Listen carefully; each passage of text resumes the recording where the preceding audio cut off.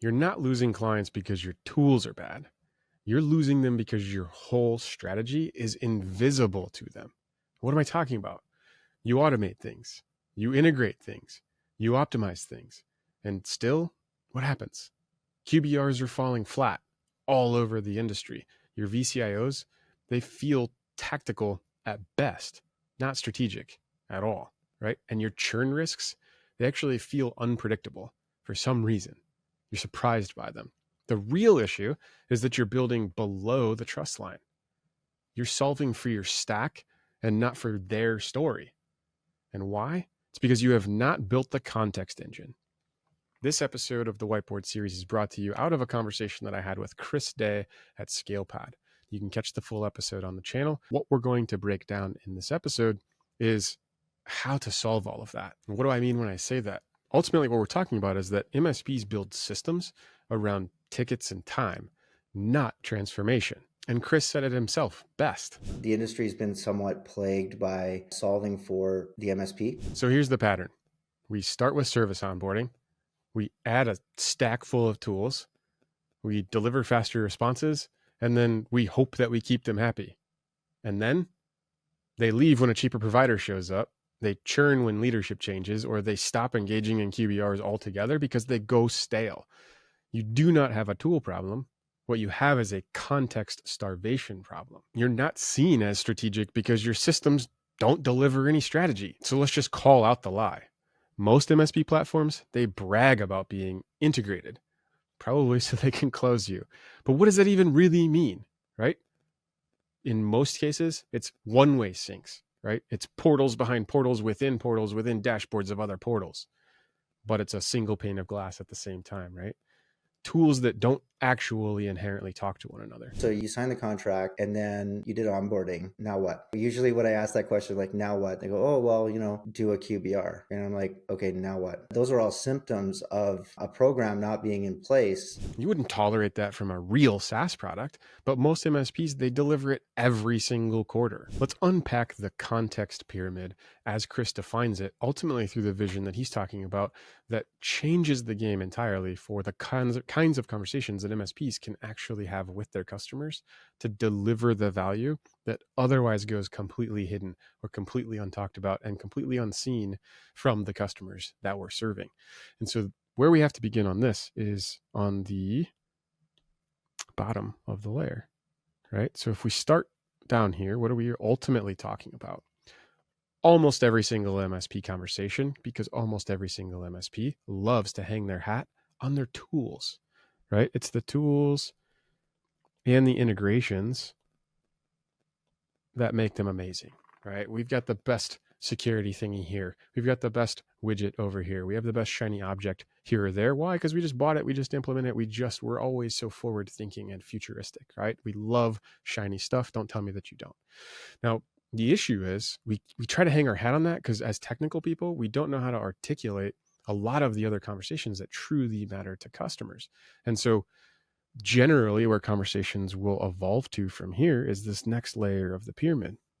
Now, the issue at this next layer is that we throw all these tools and all these things into our MSP reality to deliver basically efficiency promises, right? For the most part, promises.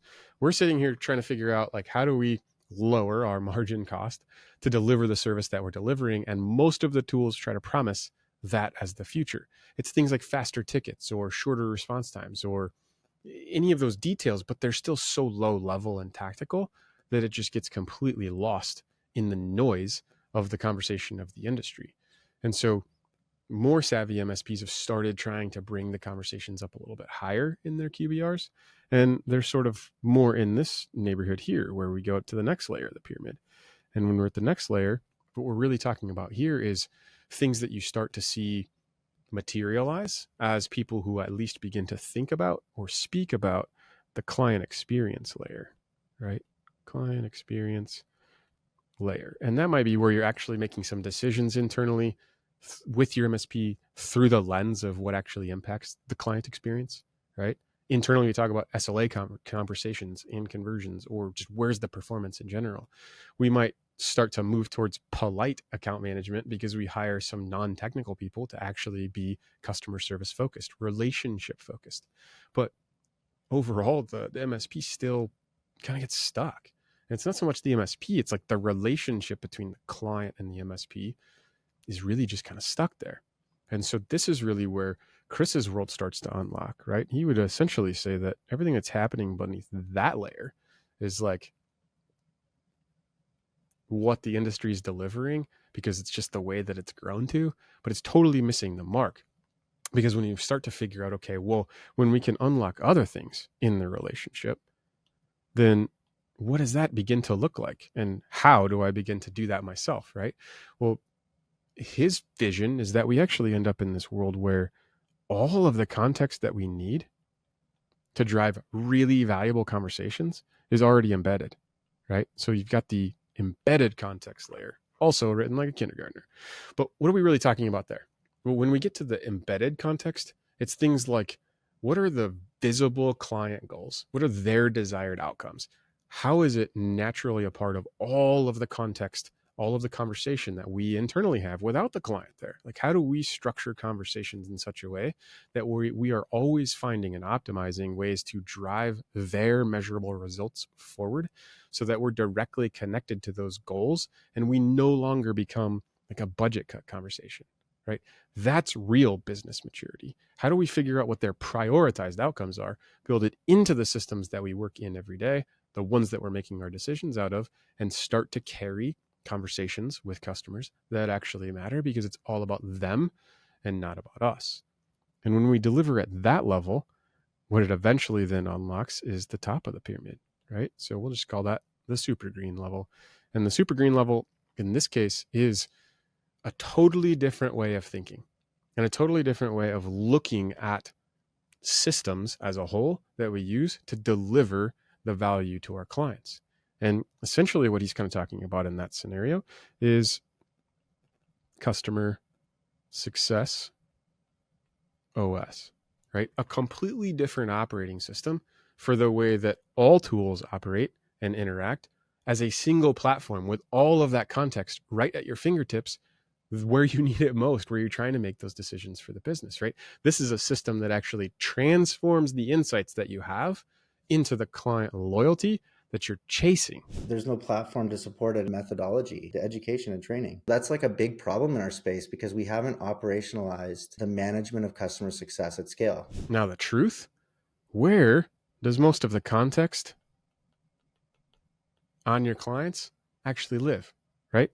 It's stuck somewhere over here inside someone's brain, right? Or collectively worse, it's inside the tribal knowledge of all of your people's collective brain. And maybe, just maybe, you've evolved this a little bit further to be in some random OneNote notes staggered across some employee's OneDrive, right? Like, but it's not centralized. It's not feasible. It's certainly not scalable.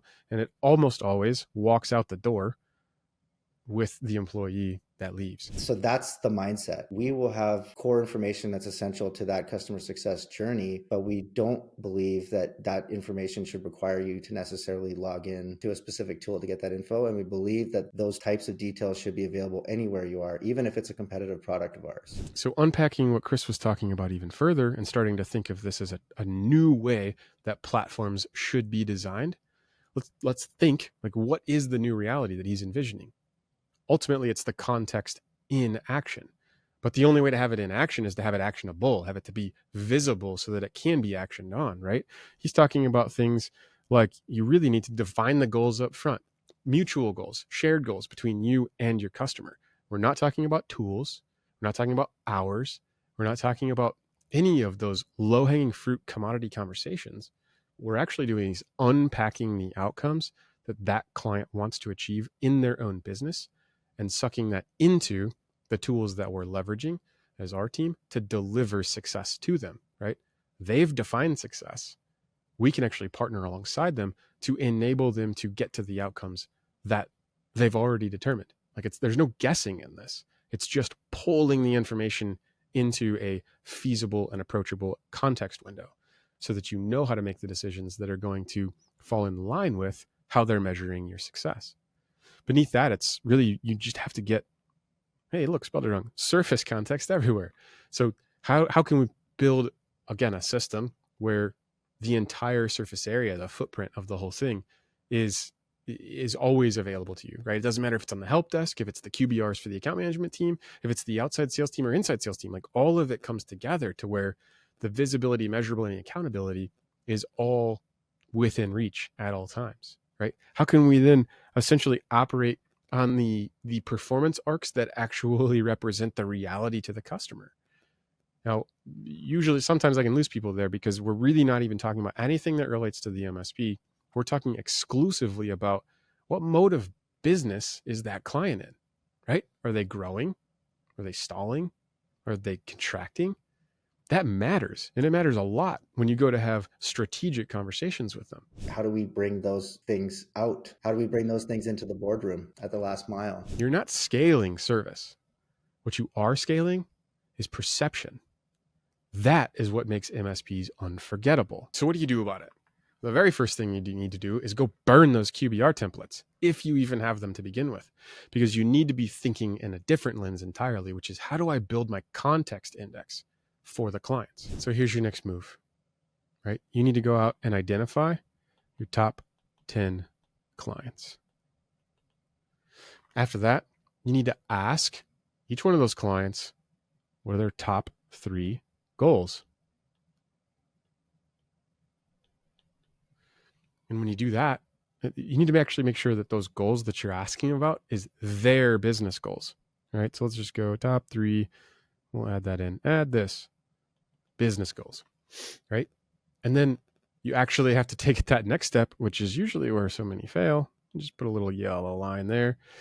And that is, you need to document those things where all of the rest of the context lives, right? So document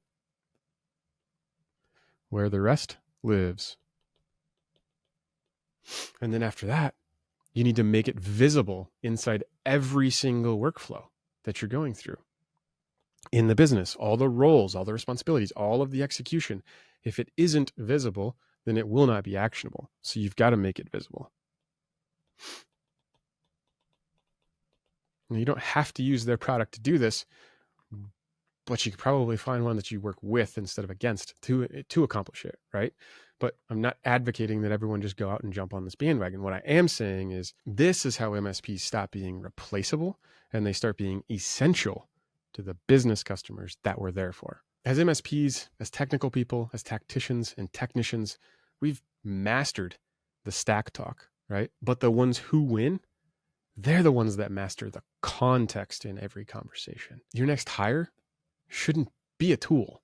It should be a framework. Is my customer getting what I would expect as a customer of me? That's how you build a business that delivers transformation and not just ticket resolutions.